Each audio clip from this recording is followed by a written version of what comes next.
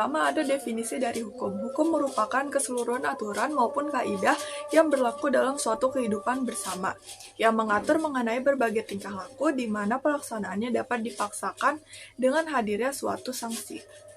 Hukum sendiri tidak mencangkup sebagai aturan yang mengikat warganya saja, melainkan harus memiliki aspek keadilan dan asas lain yang berguna melindungi warganya dengan adil dan menjamin kepastian hukum bagi setiap warga negara tanpa terkecuali. Lalu ada definisi dari hak asasi manusia. Secara harfiah, kata hak berarti kewenangan untuk melakukan sesuatu atau tidak melakukan sesuatu. Sedangkan kata asasi bermakna sesuatu yang bersifat dasar atau pokok. Jadi secara istilah, hak asasi berarti kewenangan yang dimiliki oleh seseorang yang melekat pada diri orang itu untuk melakukan sesuatu sesuai dengan pilihan hidupnya. Sedangkan pengertian hak asasi manusia secara teoritis adalah hak yang melekat pada martabat manusia sebagai insan ciptaan Allah yang Maha Esa, atau hak-hak dasar yang berprinsip sebagai anugerah ilahi. Kemudian ada sejarah dari perkembangan HAM atau hak asasi manusia. Yang pertama ada Deklarasi Kemerdekaan Amerika Serikat tahun 1776 yang menegaskan bahwa semua orang diciptakan sama dan dianugerahi hak-hak yang tidak dapat dicabut seperti hak untuk hidup, kebebasan, dan juga mencari kebahagiaan. Lalu ada Deklarasi Hak Asasi Manusia dalam PBB tahun 1948 yang menegaskan bahwa seperangkat hak-hak dasar yang harus dihormati dan dilindungi oleh setiap negara, termasuk hak atas kehidupan, kebebasan, dan juga keamanan pribadi. Dan yang terakhir ada Konvensi Internasional tentang Hak-Hak Sipil dan Politik tahun 1966 yang mengatur hak-hak individu yang lebih rinci seperti hak atas kebebasan beragama, berpendapat, dan juga berkumpul secara damai. Lalu ada prinsip dasar dari hak asasi manusia. Yang pertama ada universitalis. Artinya HAM berlaku untuk semua orang tanpa terkecuali, tanpa memandang suatu ras, agama, jenis kelamin, ataupun status sosial. Lalu, hak asasi manusia tidak dapat dicabut, artinya hak asasi manusia melekat pada setiap manusia sejak lahir dan tidak dapat dihilangkan atau dikurangi oleh siapapun. Lalu, hak asasi manusia berprinsip bahwa saling terikat dan tidak dapat dipisahkan, di mana setiap hak asasi saling terkait dan tidak dapat dipisahkan satu sama lain, karena pemenuhan suatu hak akan mempengaruhi pemenuhan hak lainnya. Dan yang terakhir, tanpa diskriminasi. Sama seperti universitalis, hak bersifat menyeluruh, artinya tidak ada perbedaan pemberlakuan berdasarkan suku, ras, agama, jenis kelamin, ataupun status sosial. Implementasi HAM di Indonesia. Yang pertama, landasan hukum.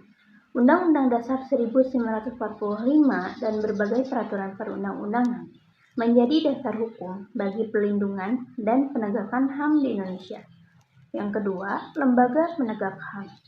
Komisi Nasional Hak Asasi Manusia atau Komnas HAM dan Pengadilan HAM bertugas untuk memantau dan menindak pelanggaran HAM di Indonesia. Yang ketiga, tantangan implementasi.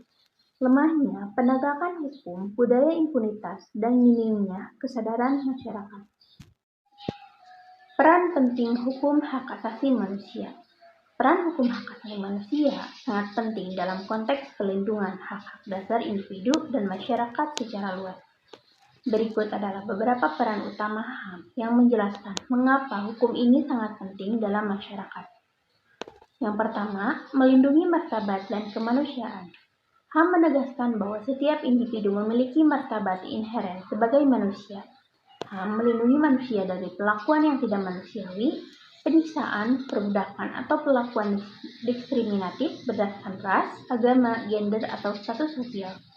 Dengan demikian, HAM berfungsi sebagai tameng untuk melindungi kehidupan, kehormatan, dan kebebasan individu. Yang kedua, menjamin kebebasan dan hak-hak sipil. HAM menjamin berbagai kebebasan sipil seperti kebebasan berbicara, berpendapat, berserikat, beragama, dan hak atas privasi. Kebebasan ini penting dalam memastikan pluralisme, demokrasi, dan partisipasi warga negara dalam proses pengambilan keputusan politik. Yang ketiga, mendorong keadilan sosial dan ekonomi. Selain hak-hak sipil, HAM juga mencakup hak-hak ekonomi, sosial, dan budaya, seperti hak atas pendidikan, kesehatan, pekerjaan, dan perumahan. HAM mendorong negara untuk menciptakan kebijakan dan program yang berorientasi dalam kesejahteraan masyarakat dan memperkecil kesenjangan sosial. Yang keempat, menyediakan landasan bagi keamanan dan stabilitas. Keadilan, kesetaraan, dan pengakuan terhadap hak-hak dasar dalam HAM dapat membantu menciptakan masyarakat yang lebih stabil dan aman.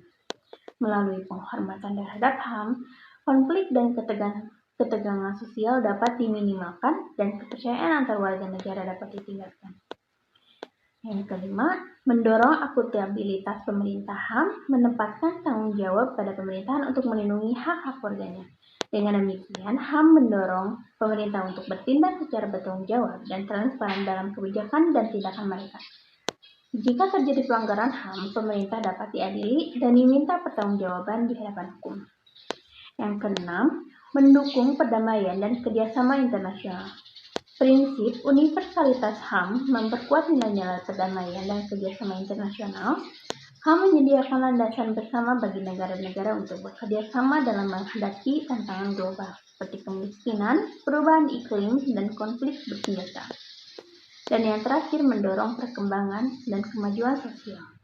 Dengan menjamin hak-hak dasar individu, HAM memberikan kesempatan bagi setiap orang untuk berpartisipasi secara aktif dalam pembangunan sosial dan ekonomi. Hak tersebut mendukung kemajuan dan perkembangan sosial yang berkelanjutan. Faktor-faktor penyebab pelanggaran HAM. Yang pertama, faktor internal.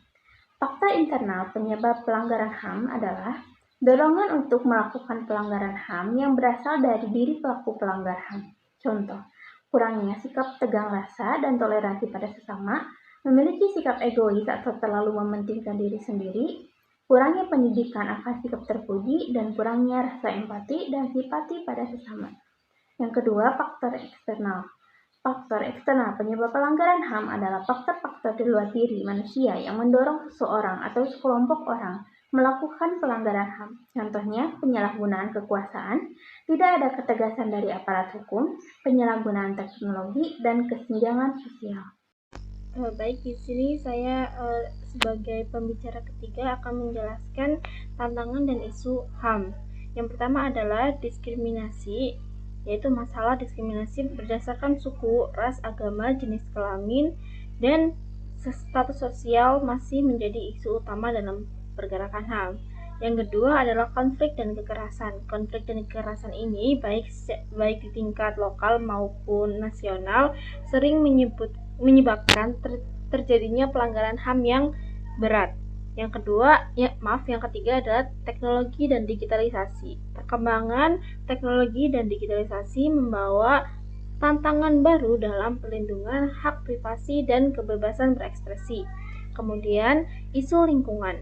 Degradasi lingkungan dan perubahan iklim dapat berdampak pada kita akan beralih pada contoh kasus. Kita mengambil kasus yaitu hukuman mati terhadap Freddy Sambo. Nah, kasus pembunuhan berencana yang dilakukan oleh Freddy Sambo terhadap Brigadir J menimbulkan kontroversi di masyarakat karena hukuman mati yang dijatuhi. Di sisi lain, hukuman mati dijatuhkan oleh hakim karena terdakwa dinyatakan terbukti secara meyakinkan melakukan pembunuhan berencana.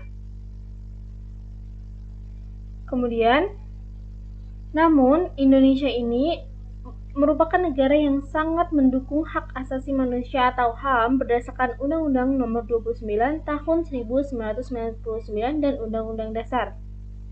Nah, apa itu hukuman mati atau doorstop? Pasal 10 KUHP Indonesia mengatur sanksi pidana termasuk pidana mati, penjara, kurungan, denda, dan tutupan. Hal demikian, penerapan sanksi hukuman mati di Indonesia masih diterapkan terhadap beberapa tindakan yang diantaranya pasal 340 KUHP yang mengatur delik tentang pembunuhan berencana. Kemudian, hukuman mati ini merupakan pidana pokok yang dilakukan dengan mengambil nyawa pelanggar undang-undang menurut Statut Kartanegara. Hukuman mati atau death merupakan sanksi berat yang diberlakukan kepada pelaku kejahatan luar biasa seperti narkotika, pembunuhan berencana, terorisme, dan kejahatan terhadap negara. Kemudian, mengenai diskusi hukuman pidana mati melibatkan dua aliran pemikiran, para abolisionis yang ingin menghapuskan pidana mati dan retensionis yang ingin mempertahankan hukuman mati sesuai hukumnya. Karena melibatkan dua aliran pemikiran, hukuman mati akan tertunda dan menyebabkan ketidakpastian hukum bagi terdakwa disebut sebagai fenomena deret tunggu atau death row phenomenon menurut Houston 2000. Menyebabkan ketidakpastian hukum bagi terdakwa atau tadi yang disebut fenomena deret tunggu atau death row phenomenon. Nah, hal ini menyebabkan Dewan Perwakilan Rakyat melakukan penyusunan rancangan Kitab Undang-Undang Hukum Pidana atau RKUHP sejak dari tahun 1963 yang memiliki perjalanan cukup panjang dan akhirnya disahkan pada hari Selasa, tanggal 6 Desember 2022 menjadi Undang-Undang Republik Indonesia Nomor 1 Tahun 2023 tentang Kitab Undang-Undang Hukum Pidana yang selanjutnya disebut UU KUHP. Pasal 64 UU KUHP yang diancamkan secara alternatif dan dijatuhkan dengan masa percobaan 10 tahun sebagaimana dicantumkan di dalam pasal 100 ayat 1. Hukum pidana yang baru bukan lagi merupakan hukuman pokok, sebab hukuman mati tersebut sangat bertentangan dengan pasal 28A dan pasal 28 ayat 1 Undang-Undang Dasar Negara Republik Indonesia tahun 1945. Maka dari itu, pidana penjara seumur hidup merupakan alternatif pidana mati di Indonesia pasca berlakunya KUHP yang baru kita sebut saja contoh terpidana mati Freddy Sambo yang awalnya divonis oleh majelis hakim dengan pidana mati, namun dengan berlakunya KUHP yang baru ini Freddy Sambo mendapatkan alternatif pidana penjara seumur hidup sebagai pengganti vonis pidana mati. Baik, kita masuk ke kesimpulan. Hukum dan hak asasi manusia atau HAM merupakan dua konsep yang saling terikat dan fundamental dalam masyarakat modern. Sejarah perkembangan HAM telah menjadi landasan bagi perlindungan dan penegakan penegakan hak-hak dasar manusia di seluruh dunia.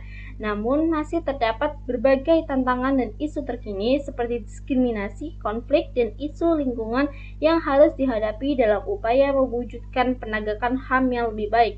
Untuk itu, diperlukan komitmen yang kuat dari pemerintah, lembaga penegak hukum, dan seluruh elemen masyarakat untuk terus memperkuat kerangka hukum,